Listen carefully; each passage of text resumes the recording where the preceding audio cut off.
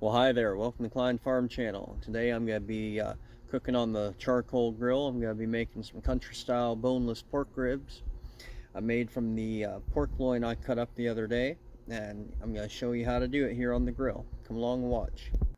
Gotta get the grill cleaned up and ready from the last time I cooked. A bunch of coals in there I gotta clean out. What I like to do is just get this locked up there. So I can just pick that up like that. See which of these coals are still good and see which ones aren't. Some of these don't even look like they were touched barely. Very uneven burning on these things. These are almost all ashes. This is what I could get from the last time. I'm running low on charcoal, so I want to get all the ones I can out of here, not waste any. Plus these smaller ones, they catch fire and they burn faster. And I'm gonna go dump this. There it is, cleaned off. I have a little bit of ashes in the bottom there yet, but I ain't gonna worry about them right now. I'll fix them later. Just gonna get these all up here. Back on the tray, then put some fresh ones down on it too. There, I just leveled them ashes out on the bottom. Put that back in there, nice and clean. So there, that's almost good enough to burn the whole steak on right there.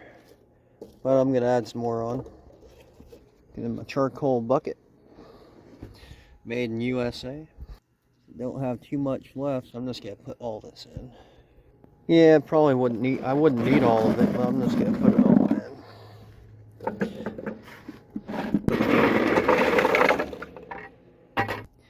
Now you gotta build the pyramid.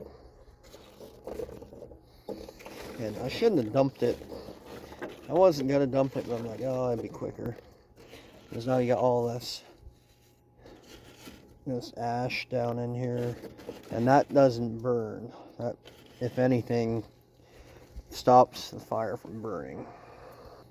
Stack it so it's almost a perfect pyramid, because if it's not perfect, it will not burn evenly, and half of it will burn and half of it won't catch fire at all. So there you go, that's pretty good. Some lighter fluid,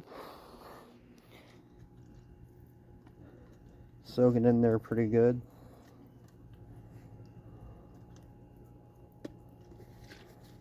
And let it sit a couple seconds before you light it. The bag on the charcoal says let it sit for a while and soak in, but if you let it soak in too long, it ain't gonna light.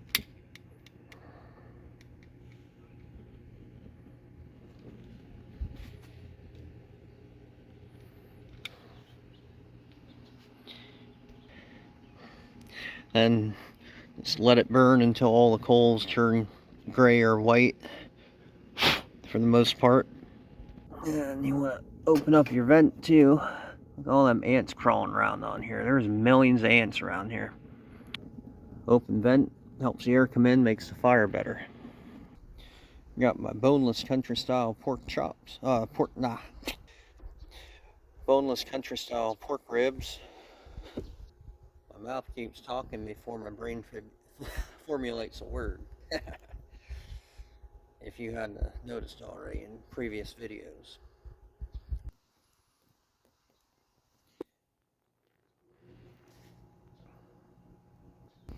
Now, if you didn't watch my video on the when I cut up the pork loin, this is the rib end of the boneless pork loin, there where you cut pork chops out of. And I bought the whole pork loin, and this would be the roast end or the rib end chop end. And I didn't cut the whole way through it. I cut like 95% through to make boneless pork ribs. And of course they're not from the rib, but they're right above the rib. This is where the pork chops come from. So it's not the exact same meat, but it's pretty much the same meat. And you can make a regular pork roast out of it, but roasts are more for wintertime or whatever you want. But I like making the boneless pork ribs out of it. They're a really big seller up north. Down here in the south, they're not that popular. Like a lot of people buy the bone-in ribs, but it's a good, cheap little option to do. Well, here's a bit of trivia for you. Who invented charcoal?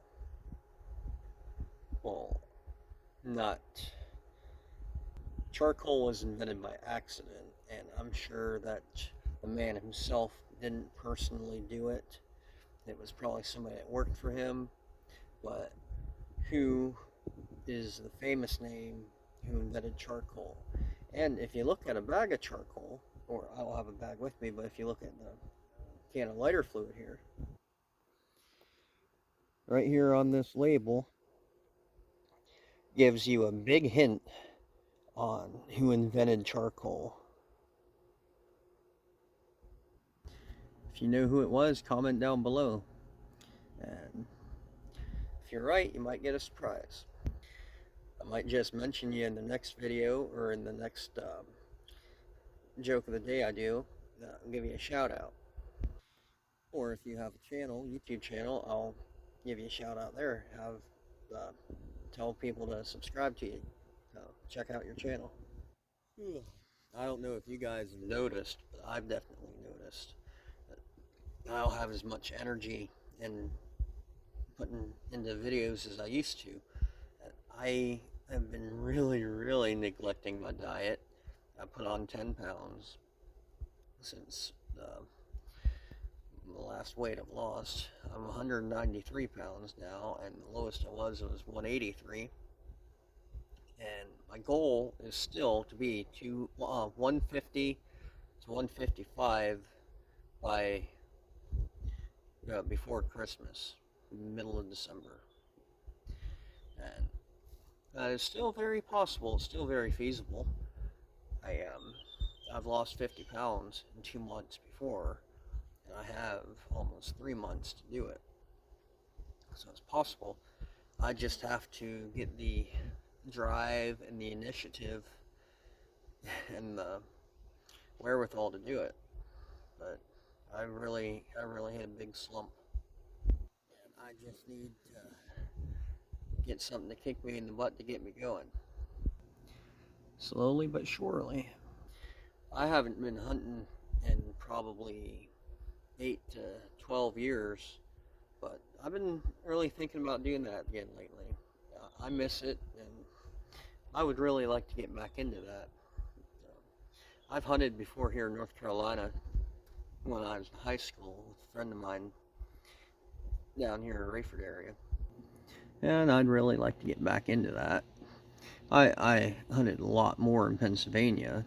I hunted deer, bear, all kinds of stuff up there in Pennsylvania. I only ever went rabbit hunting here, rabbit hunting and fishing. But there's deer around here. If anybody watches the channel here in south central North Carolina knows any good places to hunt or knows anybody who's real into that kind of stuff, let me know. I was bear hunting one day in Pennsylvania up by I don't remember the name of the town. I'm trying to think of it. It's up on the other end of State College. It's up a good ways past State College. The town is right off Interstate 80. It's not a very big town. But there's a lot of mountains and woods and stuff there in the background. I was up there at my buddy's cabin, and we were going bear hunting up there, and his brother's got a couple bears. There's at least 2 or 3 of them, and it might have been a mom with some big cubs, but they weren't little cubs. I mean, they were all like 100 pounds or bigger. One was, they said about 200-300 pounds. So they said they ran them into a cave up there, but they hadn't come out, and it's been a couple hours, and they were waiting there for him to see if they'd come out or not. I said, well, I'll go in there. So I'll walk right in the cave. If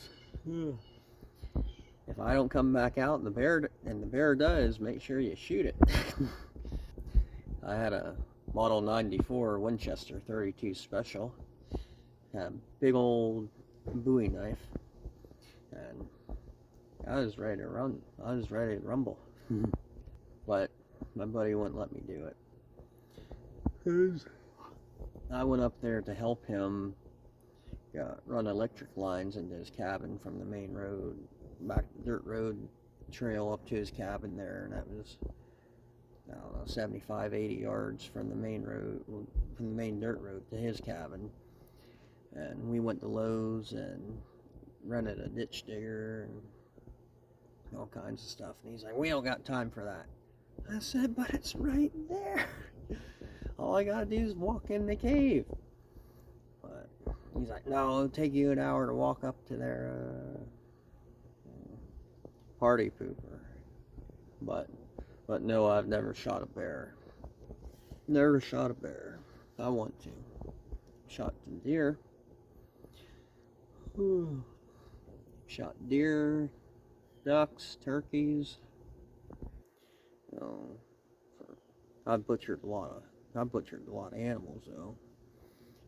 Cows, pigs, sheep, goats, all kinds of stuff. But I've butchered all kinds of stuff. I got horns in the house there from buffalo. I didn't personally kill, but another guy killed it there at the butcher shop and cut the head off and threw the head at me, and I had to cut all the meat off the head, and I kept the skull and the horns, and I don't have the skull anymore, but I still have the horns. But I miss fishing too. I haven't been fishing in a while. Years. I guess I was just so focused on my farm stuff up there in Pennsylvania that I had all them animals, all them farm animals and stuff. I didn't have the need to really go out hunting for meat or anything. I mean, I like to, but like I didn't have any room to put meat because I butcher my own animals and have all that extra meat in the freezer anyway. But I didn't have time to go out and do it either. But now that I don't have a farm anymore, I have time to do stuff. I mean, not really, because I'm a stay-at-home dad with the kids there. But they can come with me. But that's about the main reason that I haven't hunted in so long, because I had my own animals and I had all the meat I wanted. I don't support people who hunt for sport. Hunting's very fun. It really is. But I get a very bad taste in my mouth from people who kill things just to kill things, just for fun. And that's a touchy subject for a lot of people. Like, I think if you use dogs to hunt deer, I'm not even gonna say it. This is a family-friendly channel, but if you use dogs to hunt deer, you're a cheater. Now, I can understand using dogs to hunt rabbits, or get them spooked up, get them out of the brush piles, or birds to bring them back to you, or mountain lions. A dog is a very good thing to have when you're hunting mountain lion, because they can sneak up on you. It's a better thing if the dog finds them first and chases them up a tree, because you don't want them jumping out of a tree onto your back after you walk by underneath not knowing they're there. So I can see that, but there's no reason to have dogs chase down a deer, because more often than not the dogs just kill the deer and rip it apart to begin with. That's not sporting. See, the coals are starting to get there. It's the thing with charcoal, it takes forever.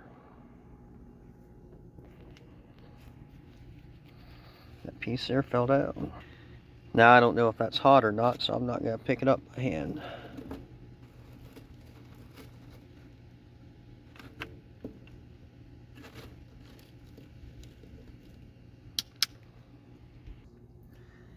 And I'm thinking about shaving my head again. I got a good thick full head of hair. It's thinning out a little bit right here in the front and up there in the back there a little bit, but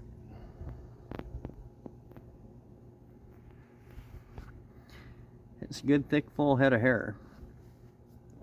I'll be 30 years old here in a couple months in December, and that's another thing.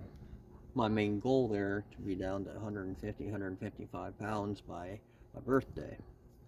And yeah, that is not a lot of, that's not very heavy, that's a lightweight, but I'm not very big. I'm pretty short. I'm 5'6", 5'7", so I wrestled at 135 pounds in middle school and high school.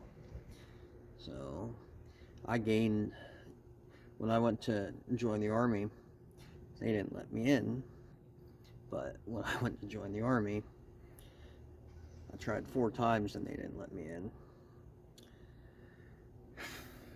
But they said that my maximum weight would be 162 pounds for being allowed to enlist.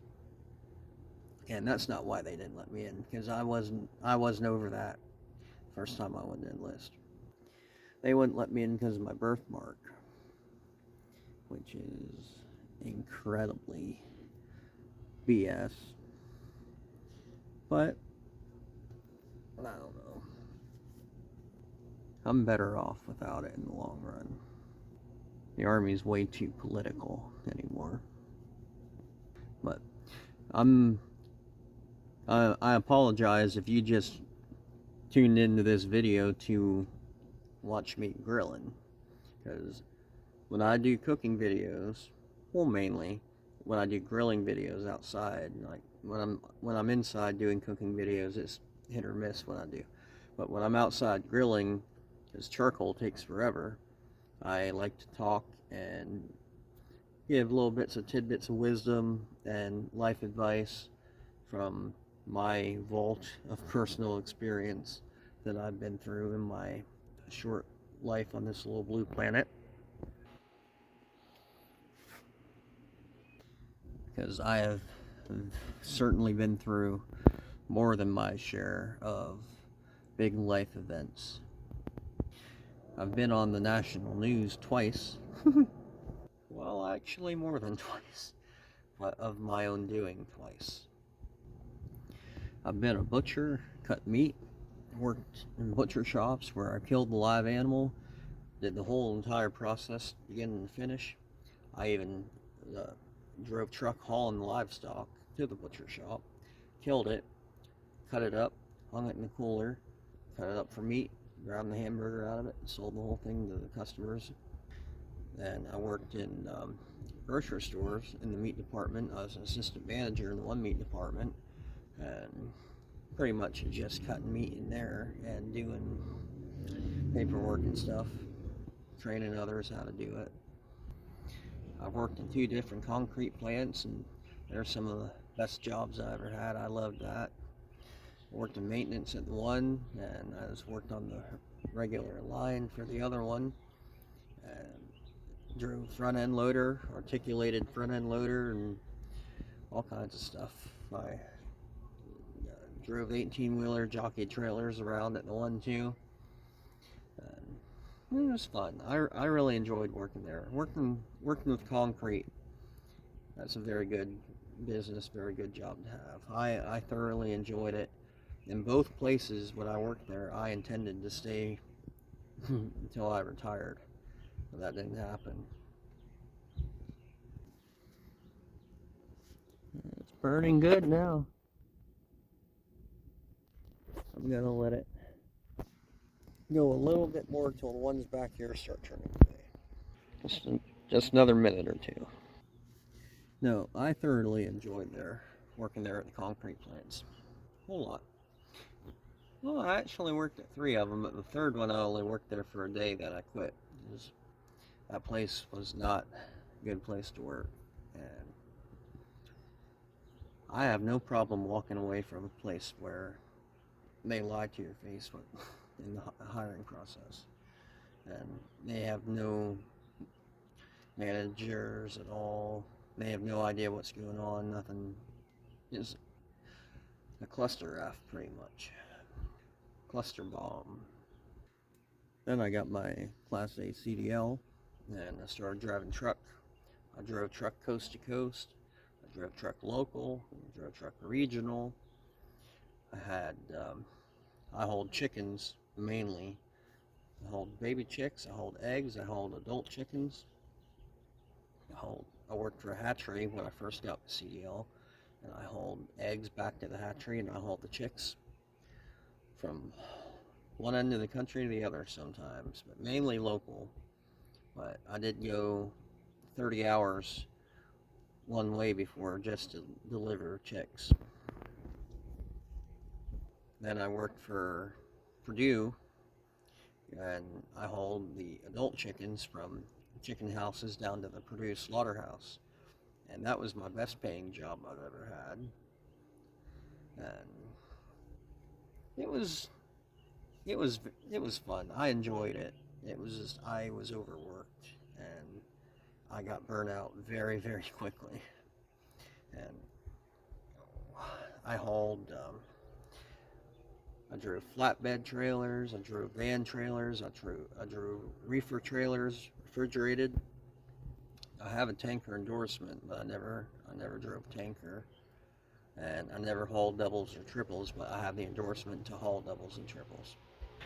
Yeah, spread these out.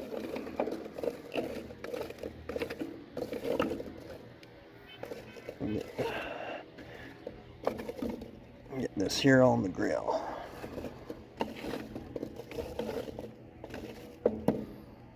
See, a lot of them ones in the back, they didn't take off yet. But I don't want the majority of them to get burned up and only have a couple left, so I'm just gonna get it going.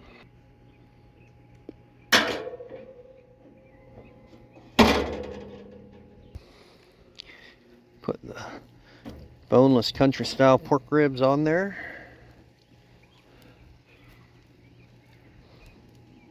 Close the lid. Open the vent. Wipe all the blood off the plate so the flies leave alone. The old WJ got a flat tire. I didn't get that fixed yet. Has bad brakes yet. Probably all 4 brakes need fixed. Gotta get that fixed yet. I have it for sale, but I kind of don't want to sell it. It has cooled down significantly. I mean, it's almost sweatshirt weather. Just right now. I'm out here in a sleeveless shirt, but it's a little chilly, but I like it. It's been 100 degrees like every day, all summer. And now it's finally starting to cool down, and it's starting to be nice out. But it is very cloudy out there too, because right here on the deck right here is the sun beats down straight down, and it is like so hot. I'm glad for the clouds. But we do need to get a bigger vehicle with a 3rd row seat, and either a minivan or a Suburban or something. I don't like Chevys, but I would get a Suburban. I like Suburbans, but not a new one. Like, it would have to be like 2005, 2006 or older. I don't want any newer than that. The WJ is a 2004 Jeep Grand Cherokee Overland, and Overland is the top trim, which means that'd be the most expensive Jeep Grand Cherokee you could buy in 2004. And the Grand Cherokee was the biggest Jeep they made in 2004, so it's the biggest, most expensive Jeep you could buy in 2004. But it's almost 20 years old, so a lot of good that does, but it's still a very good vehicle. It has heated seats. You can tow 7,400 pounds with it. I tow it all the time, tow with it all the time. And four-wheel drive all the time, quad-track transmission. And that's semi-rare. It has a 4.7 V8. And it has some giddy up and go to it, but like it takes a good while to get up to it. It doesn't have that instant power like other vehicles I've had have. But I'd be happy with a minivan, because we have the other Jeeps, and minivan or suburban. I would really, really like a 15 passenger van, and I would love that. I drove them for years. While I was driving van hauling chicken catchers. I just remembered I was telling you guys about all the jobs I've had, or all the different careers I've had, and I stopped at truck driving. I'll have to get back to that. But I would really like a 15 passenger van, and I would either paint it, probably paint it, because it would be significantly cheaper to paint it than get it wrapped. But I would probably paint it to look like the Mystery Machine from Scooby Doo.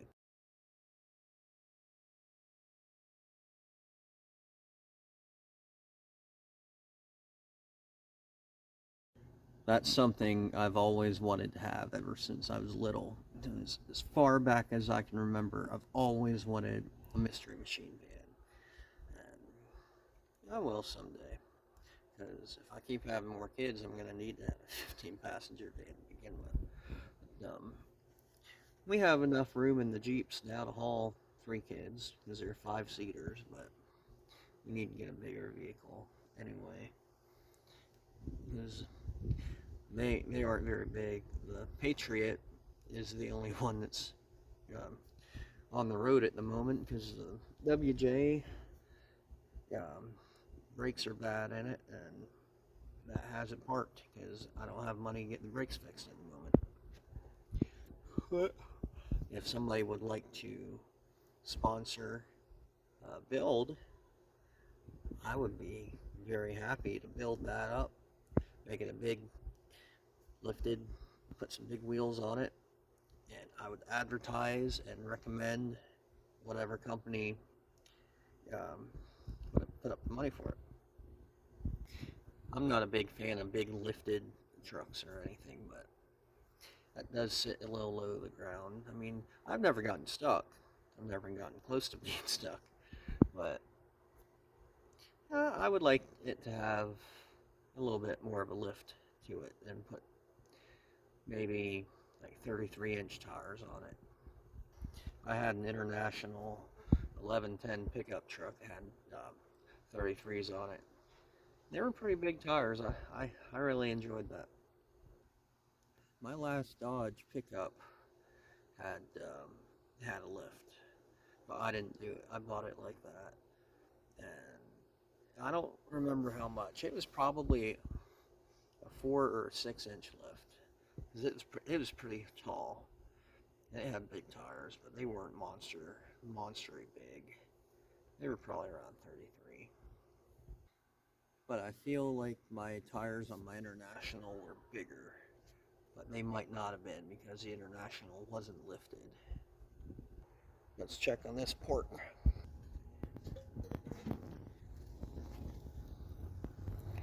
Looks like it needs flipped. It looks pretty good.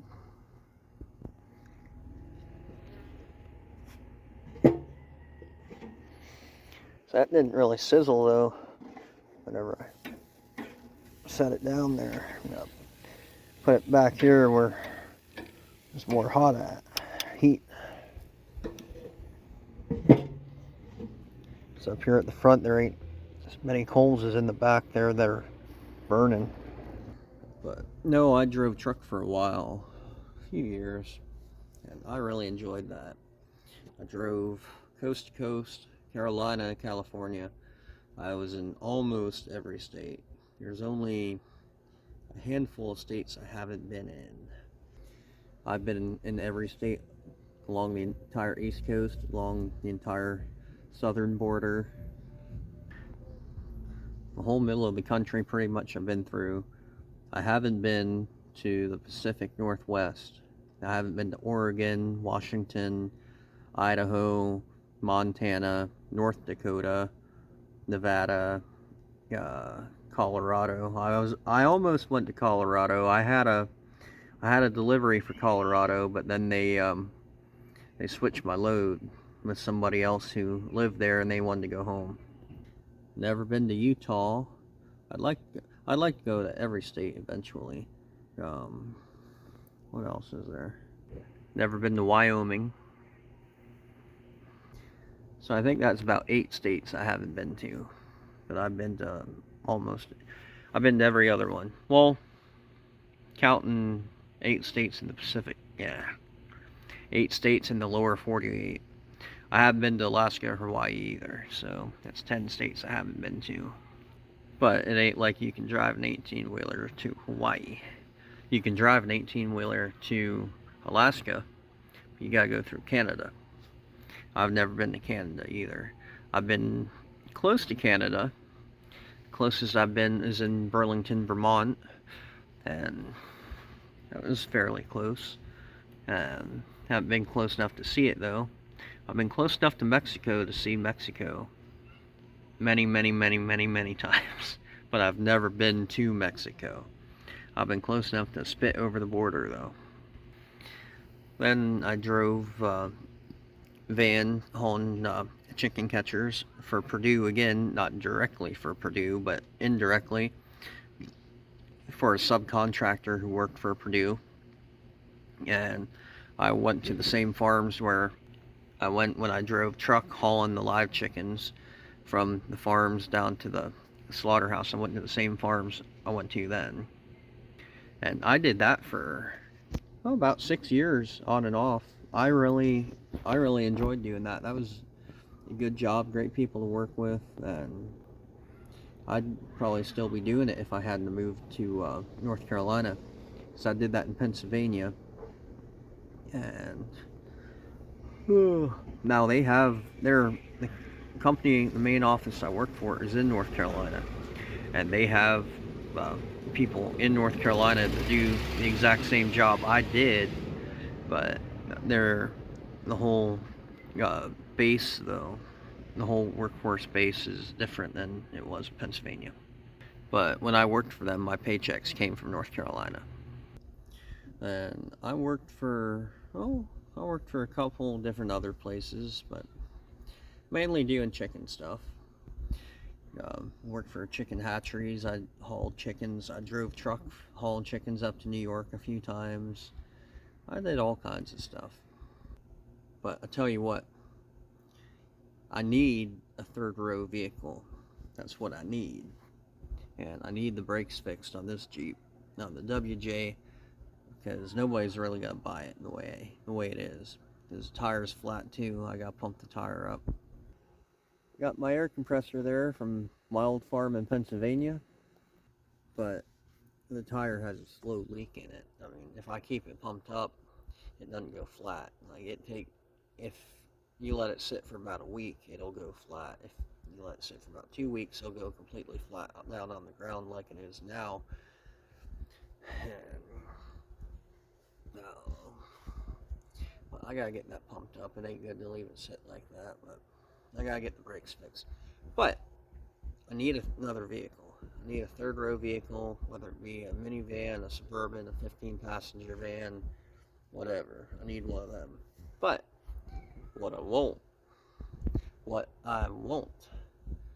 is a bump side or a dent side Ford, either F100, F150, F250, F350. I don't really care.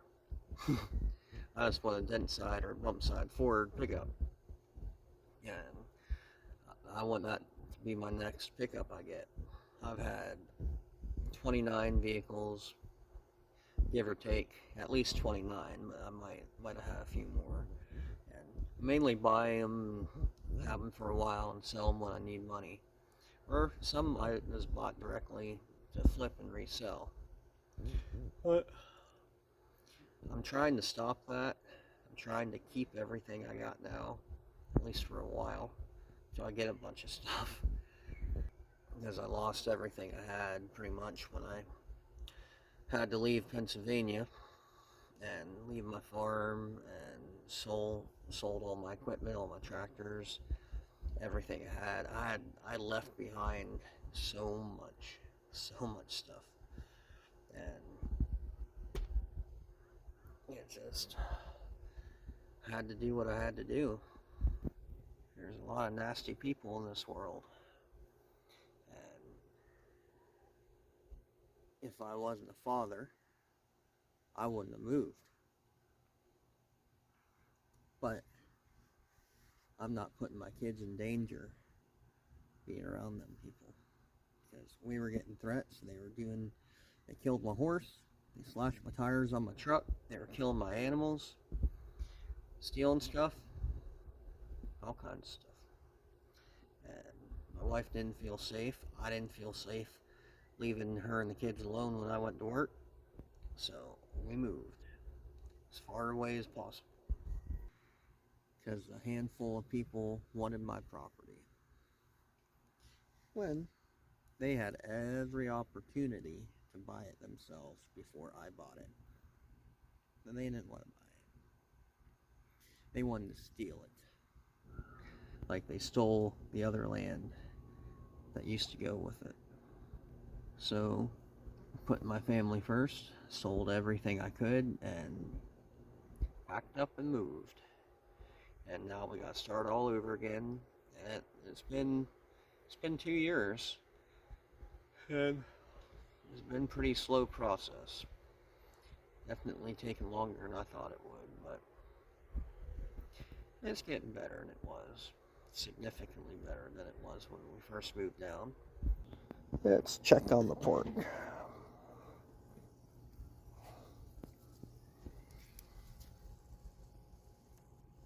Gotta flip it again.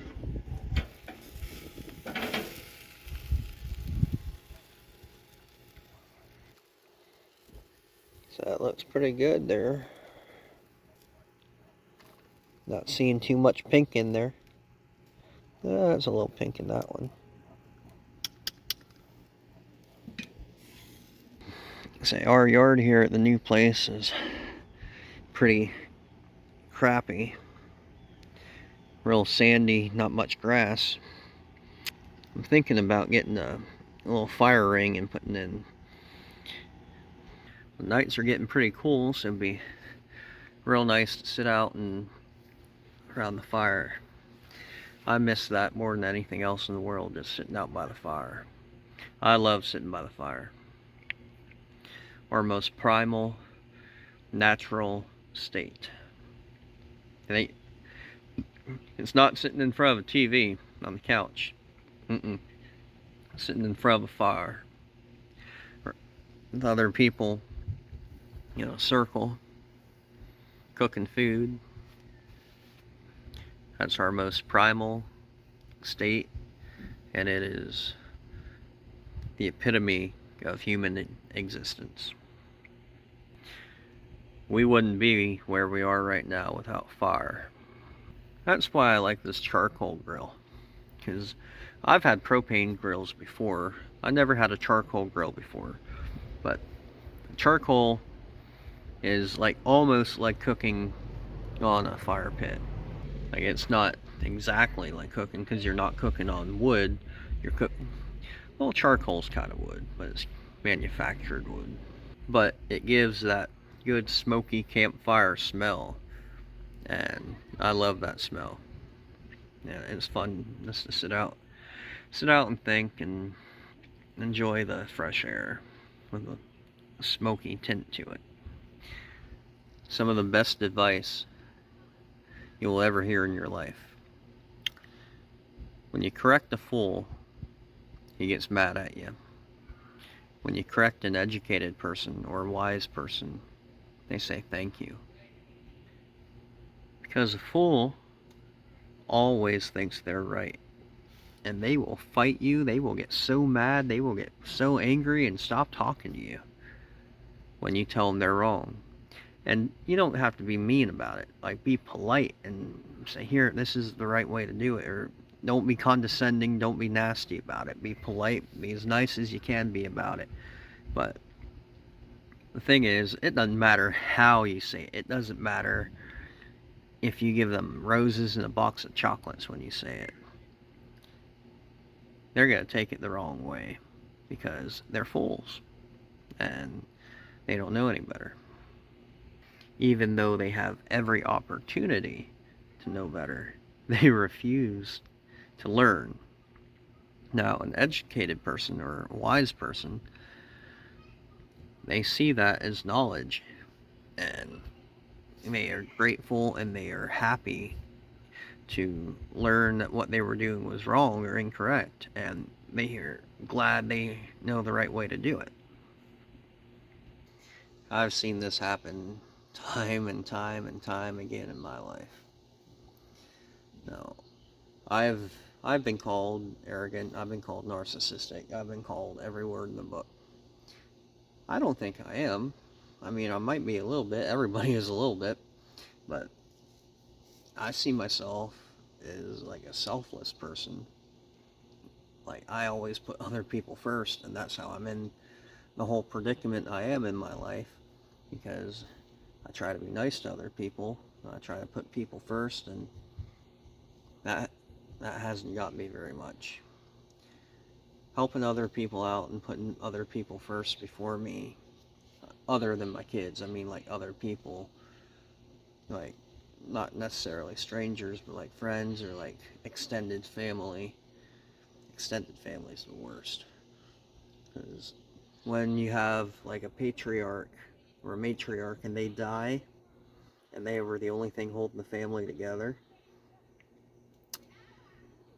all them little toxic people, they just get more toxic. And if you try to get people to talk to each other and connect to each other, if you try to be everybody's friend, they're all going to hate you.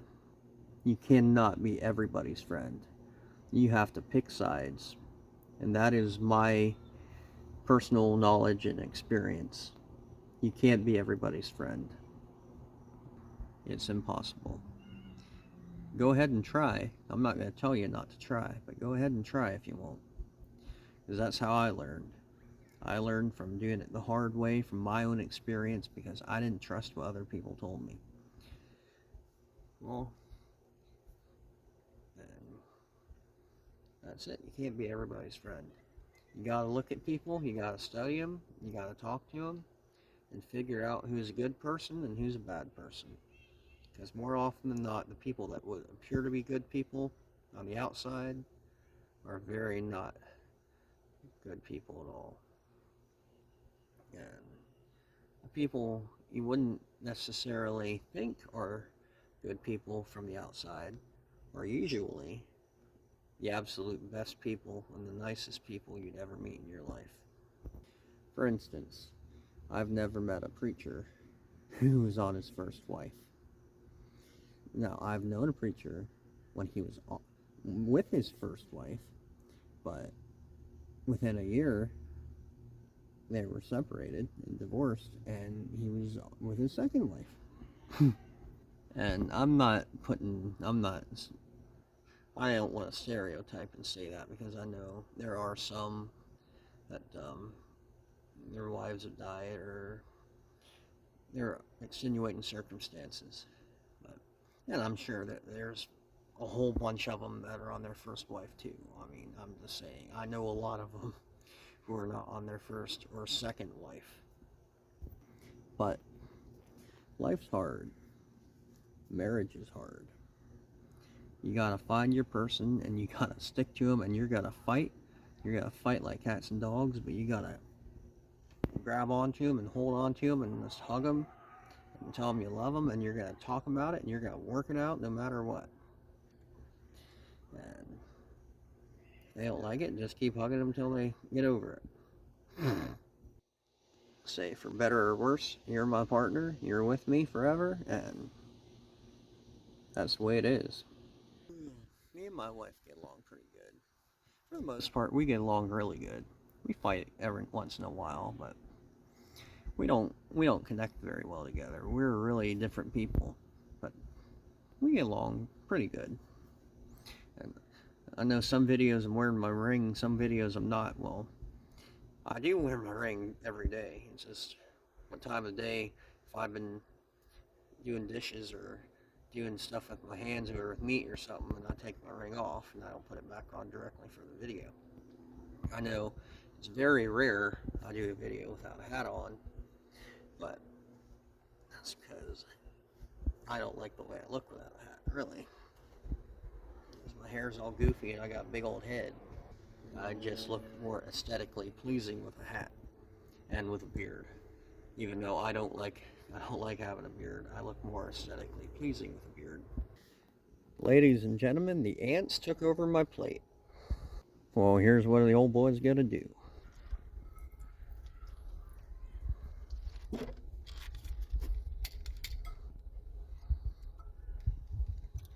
Well, that didn't work very well.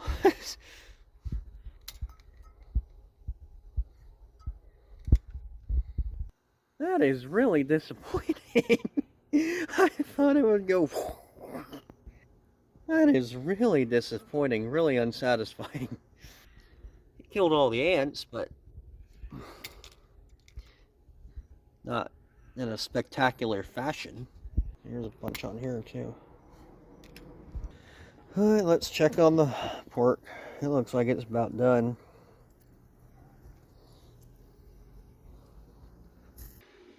There's a big old cat pedal tractor with backhoe and loader. See about flipping this one more time. Try and get down under it. Well, it looks pretty done.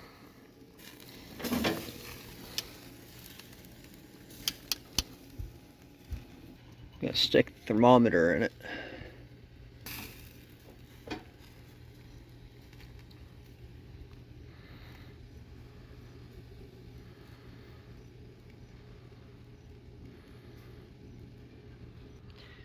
Went to 150. Alrighty, my phone died. I had to plug it in a little bit, but it's done. Let's see how slicing it helps it cook through there good too. Got some Sweet Baby Ray's barbecue sauce. Gonna smother it in.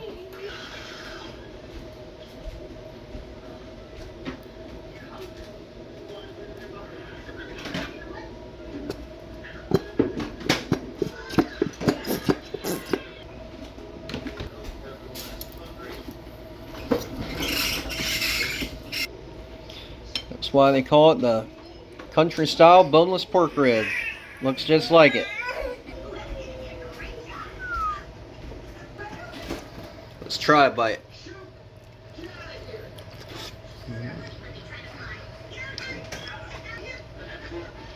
That is so good. That is so delicious.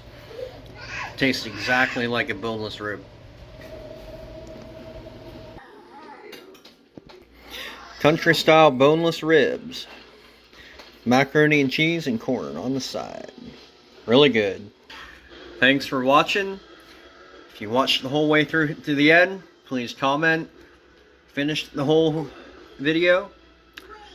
Like, share, subscribe. Have a great day.